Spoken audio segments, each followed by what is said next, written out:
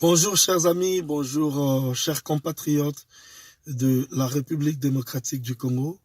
C'est bien moi, votre frère, votre ami, le pasteur Yves Malala. Je viens faire cette vidéo aujourd'hui qui est ma deuxième de l'année 2019, toujours dans le cadre de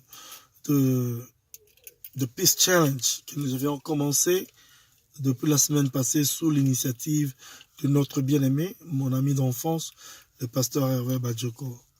Aujourd'hui, j'aimerais que nous puissions réfléchir sur un sujet que je trouve tellement important.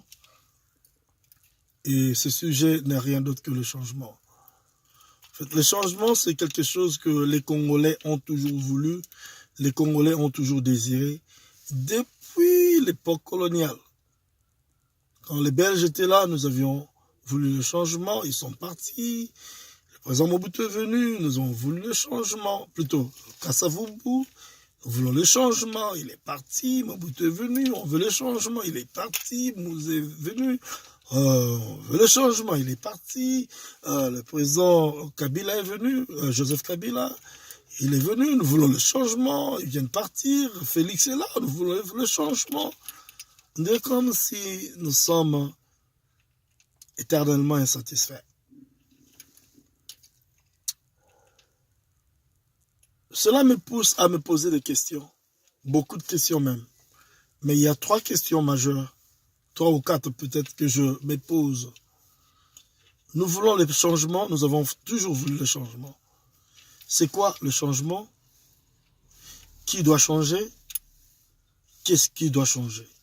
Ce sont là les 3 questions majeures que je me pose et que j'aimerais poser aussi à vous qui êtes mes chers compatriotes, mes frères et sœurs que j'aime. Parce que j'aime beaucoup mon pays, la République démocratique du Congo. Je l'aime. Il n'y a nulle part dans le monde où je me sens à l'aise comme chez moi, en République démocratique du Congo. Je chéris ce pays.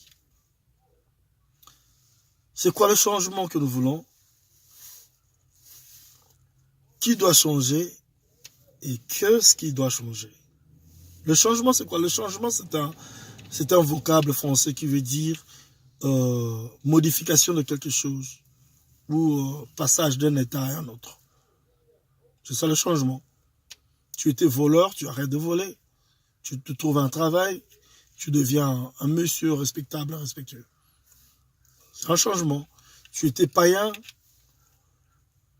tu menais ta vie selon la direction de ton cœur. Tu décides de donner ta vie au Seigneur. Tu reçois Jésus-Christ dans ta vie comme Seigneur Sauveur. Tu changes. Toi qui calomniais, tu arrêtes la calomnie. Toi qui étais jaloux, tu arrêtes la jalousie. Toi qui étais ivre, tu arrêtes l'ivresse ou ivrogne.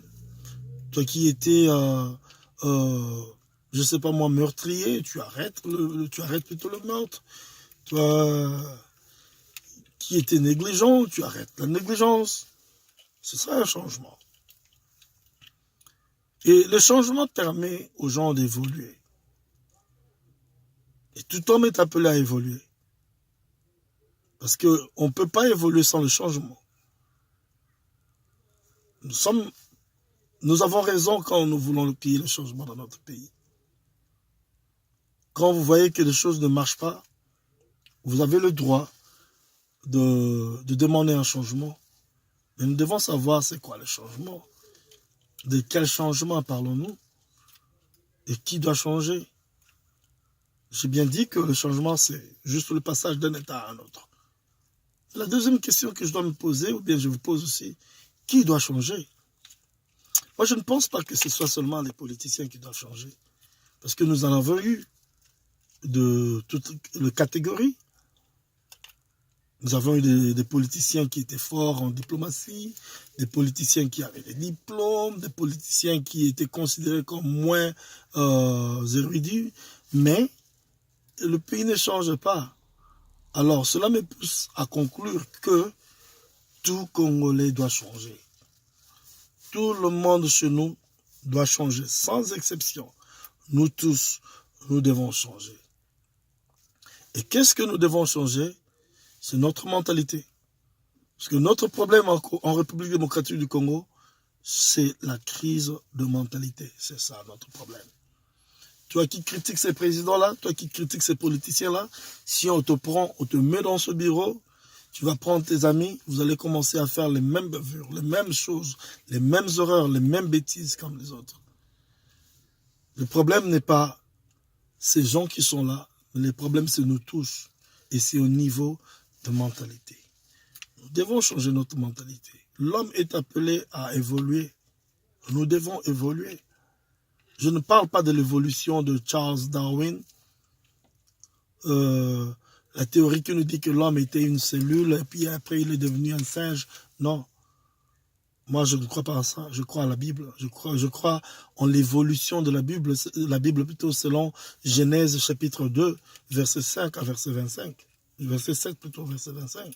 Dieu a créé l'homme, il a créé l'univers, il a créé les jardins, il a créé l'homme, il l'a placé dans les jardins, et puis il a créé la femme à partir de l'homme, il l'a mise là, et puis il leur a dit de multiplier, de se multiplier plutôt, et de remplir le monde.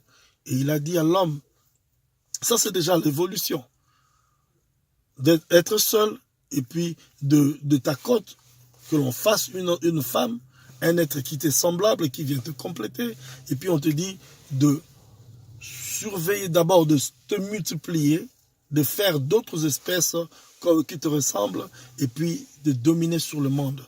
C'est ça l'évolution. L'homme est appelé à évoluer, l'homme est appelé à dominer, l'homme est appelé à régner. Dieu règne au ciel, nous devons régner ici sur la terre.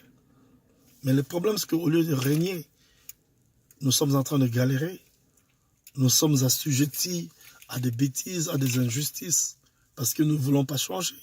Le changement doit commencer au niveau de la mentalité. Le changement doit commencer au niveau de la mentalité.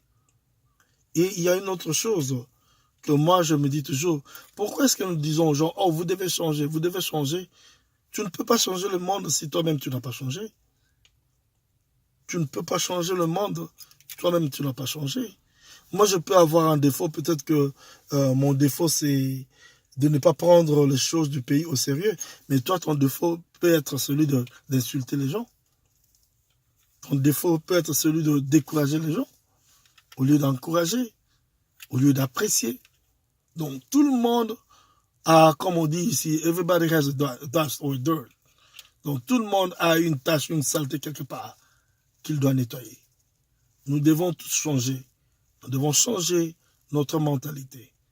Ça c'est vraiment inexorable, c'est vraiment inévitable. Nous devons changer de mentalité si nous voulons qu'il y ait le changement dans notre pays. Parce que le pays, la République démocratique du Congo, ce n'est pas cette étendue-là, ce n'est pas cette terre-là, mais c'est nous. C'est moi, c'est toi, c'est ton père, c'est ta maman, c'est tes frères, tes sœurs, c'est mon père, ma mère, mes frères et sœurs. Nous tous, nous formons la République démocratique du Congo.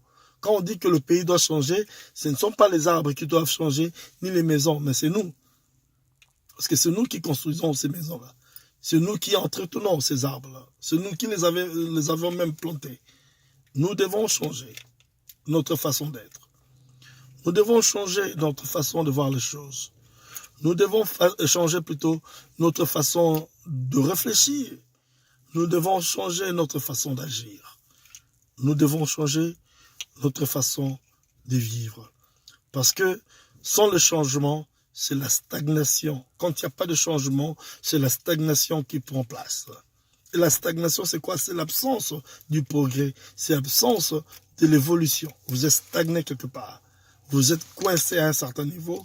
Vous êtes coincé à un certain point où vous ne savez même pas progresser ni régresser. C'est ça le manque de changement, le manque de l'évolution. Or, nous ne voulons pas que notre pays soit stagné quelque part. Parce qu'au moment où nous sommes en train de parler, notre pays est en train de traverser ou d'expérimenter une crise indescriptible.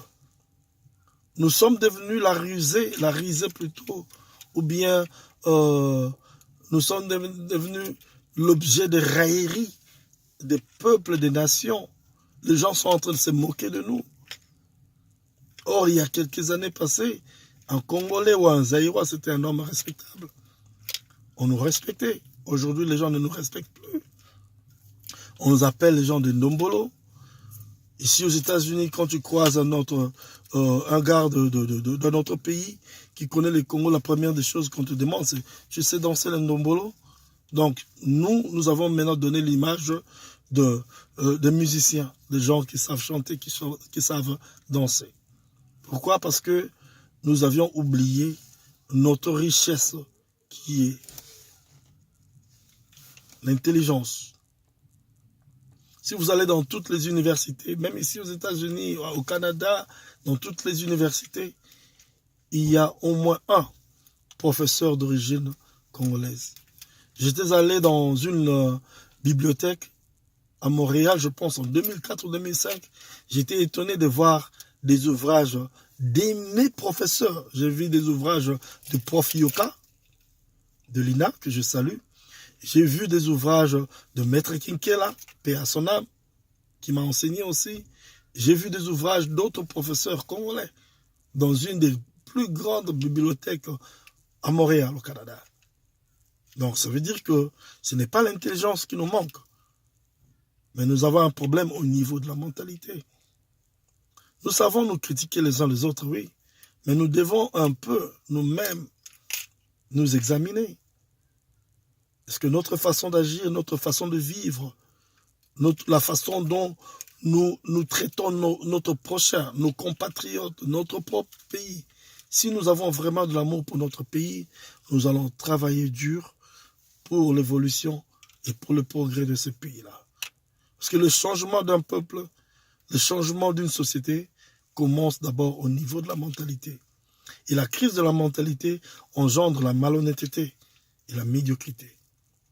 Donc notre problème, c'est parce que nous sommes malhonnêtes, nous sommes médiocres. Je ne parle pas des politiciens. Je ne suis pas là pour accuser ni insulter les politiciens. Je parle de tous les Congolais. Parce que nous souffrons d'une crise de mentalité. Alors nous sommes maintenant devenus médiocres. Nous sommes devenus malhonnêtes. Parce que nous ne connaissons même pas ce que c'est la malhonnêteté. C'est ça notre problème. Or, la malhonnêteté et la médiocrité sont les deux plus grands ennemis de la loyauté. La loyauté, c'est quoi? C'est la fidélité manifestée par la conduite aux engagements pris et au respect des règles de l'honneur et règles de la probité. C'est ça la loyauté. Tu prends un engagement, tu demeures fidèle à cet engagement-là, jusqu'à ce que tu puisses accomplir la tâche qui t'est due. C'est ça la loyauté. Et c'est ce que nous n'avons pas. Nous n'avons pas ça. Nous n'avons pas l'honnêteté en nous. Nous devons changer. Ce n'est pas la classe politique qui doit changer. Ce ne sont pas les dirigeants. Je ne dis pas qu'ils ne doivent pas partir, non. Écoute, il y a la loi, mais je ne suis pas au niveau de la loi, mais je suis au niveau de la mentalité des gens, parce que tout commence ici. Nous devons vraiment changer. Et c'est là que se trouve notre problème. C'est là que se trouve le problème de l'homme. L'homme cherche à changer les autres sans être lui-même en mesure de changer. Nous cherchons le changement, mais nous ne voulons pas changer. Si nous voulons qu'il y ait le changement dans notre pays, nous devons changer nous-mêmes. Que Dieu vous bénisse. Prions pour le changement. Réfléchissons sur le changement. Essayons de changer nous-mêmes. Et la première des choses que nous devons changer, c'est la mentalité. Chers Congolais, nous devons changer de mentalité. Arrêtons un peu avec des guerres inutiles. Là. On n'en a pas besoin. Il y a un temps pour toutes choses, nous dit la Bible. Il y a un temps pour que le monde se moque de nous. Et il y a un temps pour que le monde puisse aussi nous acclamer. Il y a un temps pour que le monde viole nos femmes, nos sœurs, à l'est du pays. Et il y a un temps où nous pouvons aussi nous lever, arrêter toutes ces choses-là et remettre de l'ordre dans notre pays. Est-ce que je dirais même remettre de l'ordre? Est-ce qu'il y a déjà eu de l'ordre dans notre pays? Ça, je ne sais pas. Ça, je ne sais pas. Nous devons instaurer l'ordre, la loi, et faire de notre pays un état de droit. Un pays où les citoyens et citoyennes s'aiment, sont unis et travaillent dur pour son progrès, pour son évolution.